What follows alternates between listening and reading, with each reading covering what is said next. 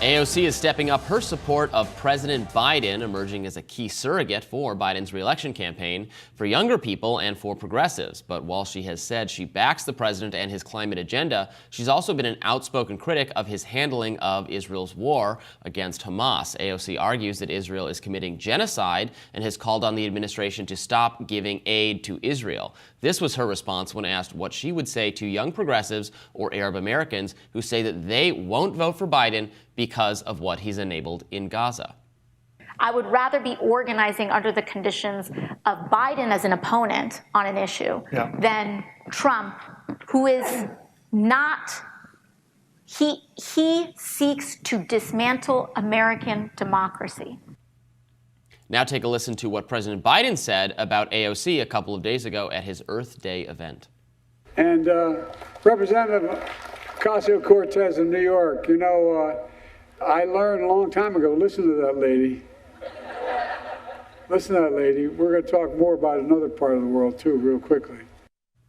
AOC's emerging surrogacy comes only after only 9% of young voters in a Harvard Kennedy poll said they think the U.S. is heading in the right direction. And an NPR poll found former President Trump up 2 points over him among millennial and Gen Z Americans.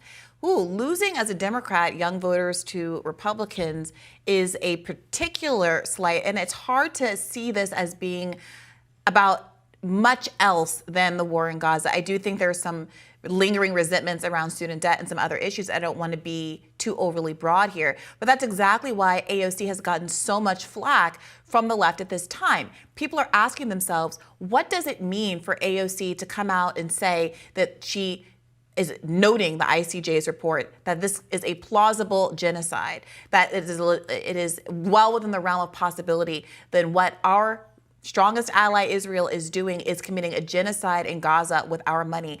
And at the same time, to attend an Earth Day event, taking pictures and matching Biden aviators with Biden and Markey in a celebratory, happy, sunshiny fashion with the guy who is enabling that genocide. What do you think she gets out of this? Like, why has this been her career, her optics arc to go from crusading anti-establishment, thorn in the side of the Democratic Party, taking down a figure who was very much a part of the establishment when she initially won her House race in, when was it, 2018, to someone who is quite comfortable being alongside, but not entirely holding her fire and failing to ever criticize him, but quite comfortable doing photo ops with him when he needs her. What motivates her, do you think? This is the liberalization of AOC. That kind of position is completely consistent with how liberals frequently position themselves politically. There's a kind of a vibe that we're good people. There's a vibe that we care about historically marginalized groups. There's a vibe that we want to protect the interests of LGBTQIA Americans and people across the world. But when it comes to brass tacks, some combination of mercenary personal interest and broader personal kind of economic interest always supersede the interest of the working class people who are overrepresented among all of the historically protected groups. So there's a use of issue politics, identity politics to distance yourself from Republicans at the same time that there's an enormous amount of overlap between the policies that they pursue in terms of economic policy and foreign policy. I saw a tweet recently this morning that went, I don't understand. We banned TikTok, but the kids still think ethnic cleansing is bad. Time to send in the cops, I guess. I'm a liberal. That is the kind of liberal stance. And I think, to more pointedly to your question, AOC, I think the good faith reading is she sees herself as someone who's playing an inside-outside game. I think she means it when she says, well, it's better to fight against Joe Biden than to fight against Donald Trump, so I want to make sure that Joe Biden is the president for the next 4 years.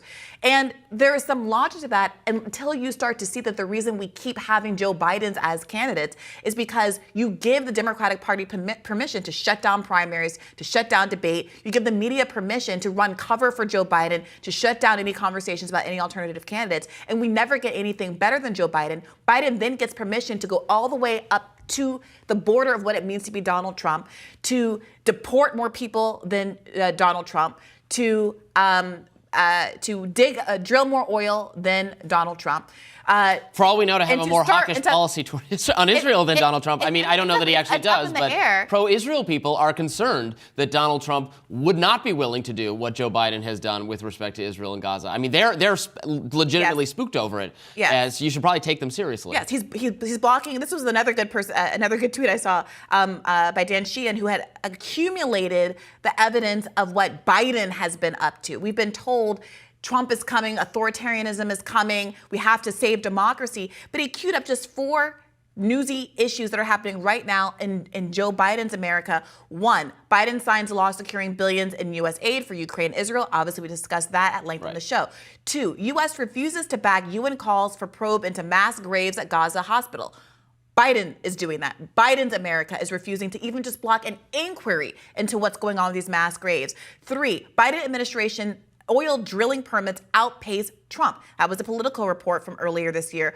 4, that's a reason to vote for some of us, but yes. Deportations of migrants rise to more than 142,000 under Biden, a Washington Post report from the very end of last year. So if you're talking to a liberal audience who you think is your base, these young voters that you expect to come out and carry you across the finish line again, you've been thumbing your nose at them for 3 years and you expect them not to notice. Well, they've noticed. The only question is why AOC, who is supposed to be their kind of avatar and representative in Congress, hasn't noticed and is still continuing to carry water for this administration. Well, what she says there is because the threat of Donald Trump is so existential and he's trying to destroy democracy. But this is the threat under Joe Biden. And that is the point. At what point are you basically gaslighting the public into believing that the alternative to Donald Trump is meaningfully different for them? And that's a question that people are wrestling with. Some people say yes. Some people say it's an edge case. Some people say, yes, Donald Trump is worse than Joe Biden, but it doesn't matter because the long-term consequence of constantly voting blue no matter who, no matter what terrible options are put in front of us, ultimately makes us worse off down the line. And at some point, you have to draw a line in the sand and say,